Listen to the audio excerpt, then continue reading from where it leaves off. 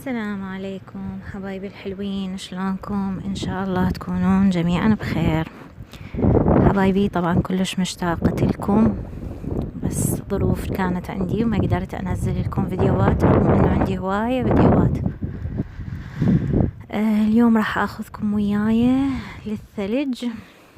طبعا ما اعرف الفيديو اذا راح ينزل بنفس اليوم او لا، بس كان الجو يجنن من نزل الثلج.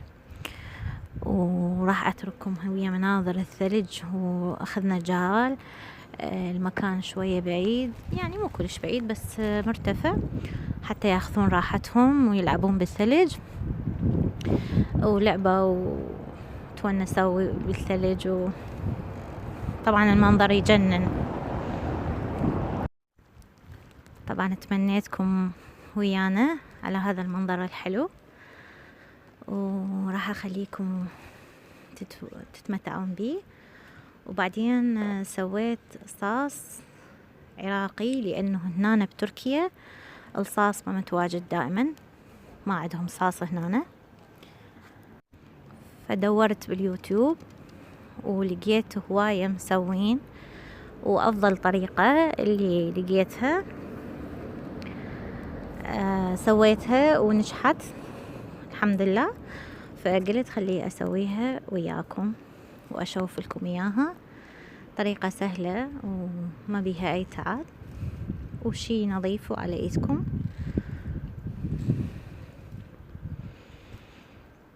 تسووا بالبيت طبعا. وارجو انه يعجبكم فيديو اليوم، ولا تنسوني بالدعم باللايك والاشتراك بقناتي حبايبي الحلوين. وراح اخليكم الى اللقاء بعد ما يخلص الثلج.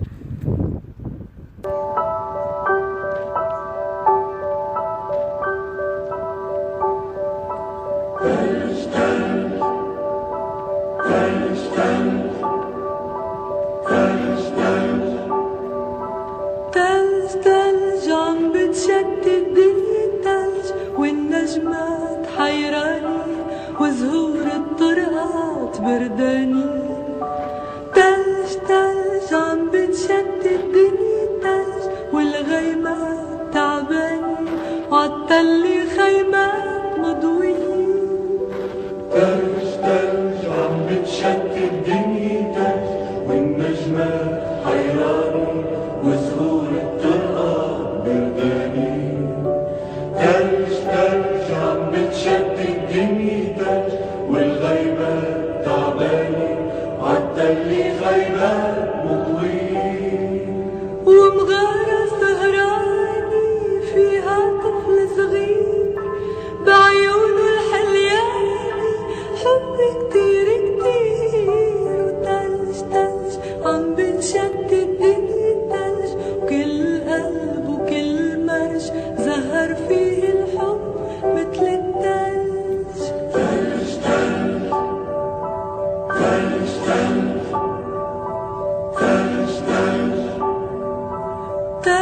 تلج عم بتشتت الدنيا تلج، والنجمات حيراني وزهور الطرقات برداني. تلج عم بتشتت الدنيا تلج، والغيمات تعباني وعالتلي خيمات مضوية. تلج عم بتشتت الدنيا تلج، والنجمات حيراني وزهور الطرقات برداني. تلج عم بتشتت الدنيا تلج، والغيمات تعباني وعالتلي خيمات مضوية.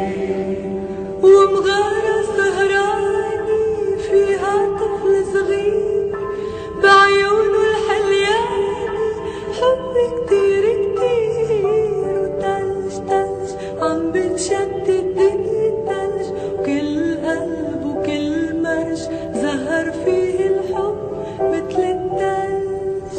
جري رعيان من بعيد، وين الطفل الموعود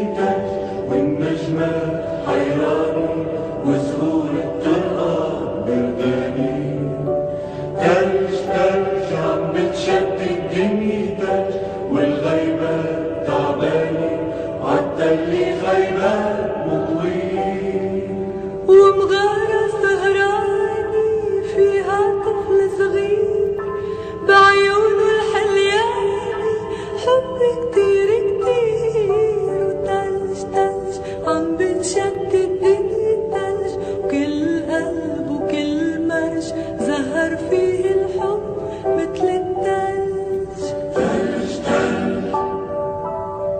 تلج تلج تلج تلج تلج عم بتشتت الدنيا تلج والنجمات حيراني وزهور الطرقات برداني تلج تلج عم بتشتت. حبايبي هسه راح نبدي وياكم نسوي الصوص العراقي. مثل ما قلت لكم نحتاج 2 خل تمر و2 ماي، وعندنا دبس همين نص كوب، وعندنا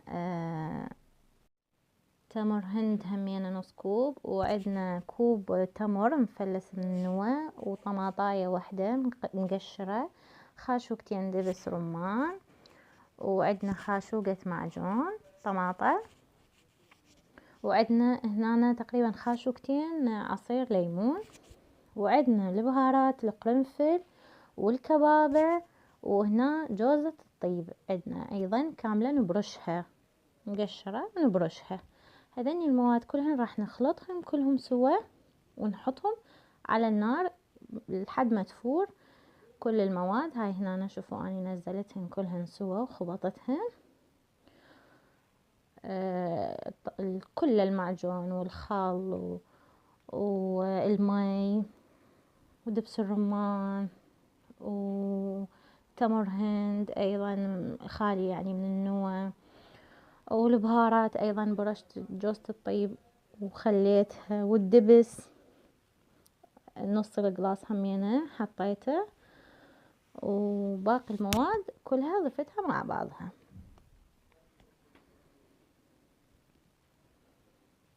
هذا التمر هند والدبس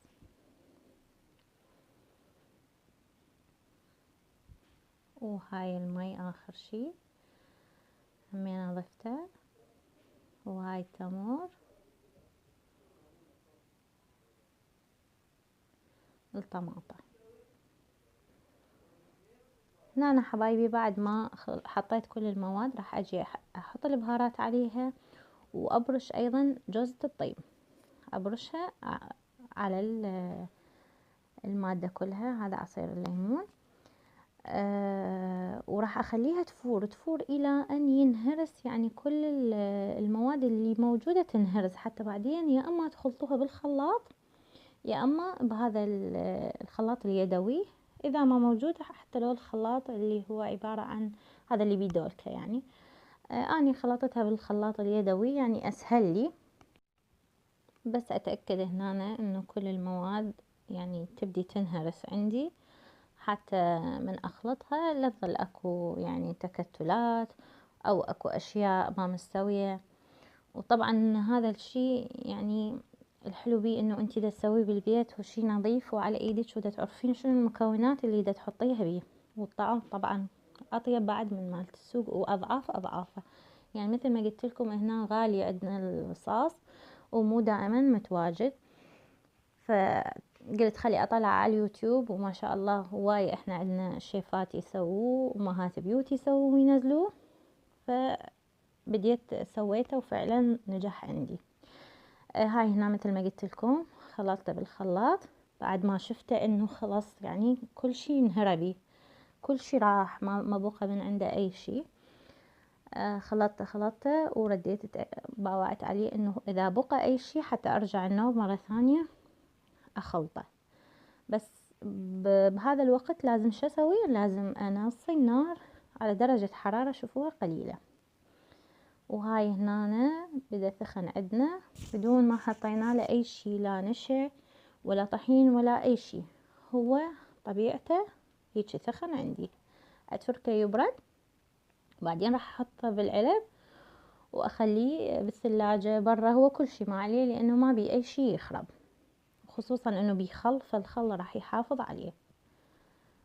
شوفوا هذا هنا راح ابدي اديره بالشيشة.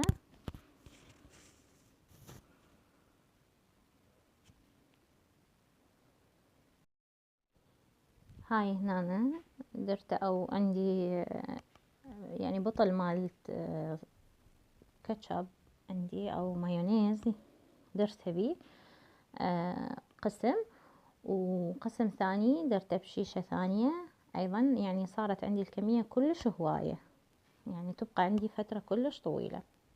هنا بالمحقان طبعا دا اديره حتى لانه الفتحة صغيرة مالت البطل، مثل ما دا تشوفون شلونه، يعني كلش يخبلوه. هذا اللي بالشيشة شوفوا شلونه طعمه روعة روعة، وانتو تتحكمون بالحلاوة بالحموضة حسب ما انتو يعجبكم شلون تردوه.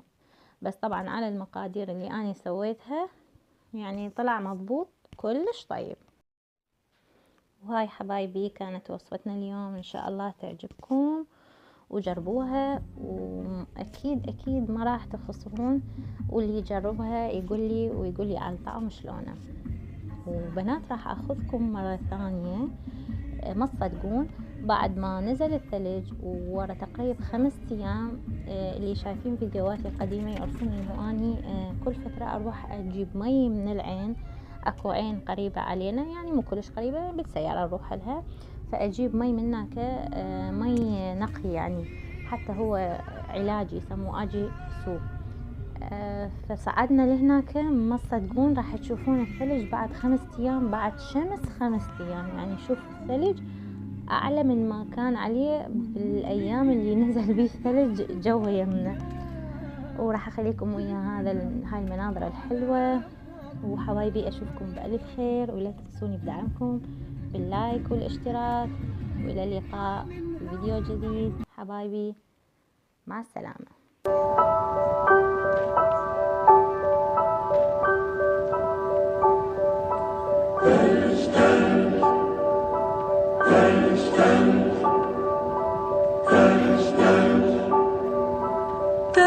تلج عم بتشتت الدنيا تلج، والنجمات حيراني، وزهور الطرقات برداني. تلج عم بتشتت الدنيا تلج، والغيمات تعباني، وعالتل خيمات مضوية.